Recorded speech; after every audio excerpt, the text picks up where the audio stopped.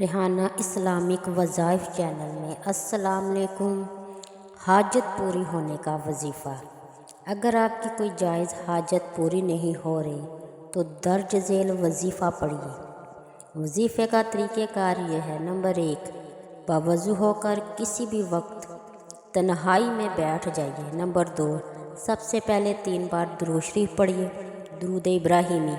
Number 3، اس کے بعد یا واسع یا فتاح آپ نے یہ 1100 بار پڑھیے۔ نمبر 4، پھر دوبارہ 3 بار درود شریف پڑھیے۔ نمبر 5، آخر میں اللہ تعالیٰ سے اپنی حاجت کے پورا ہونے کی دعا کریں۔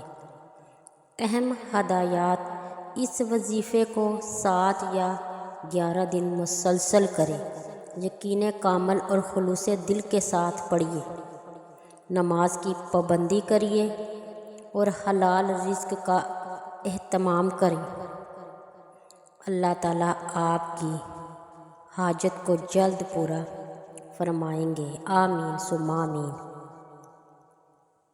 چینل کو لائک اور سبسکرائب کر دیں۔ شکریہ۔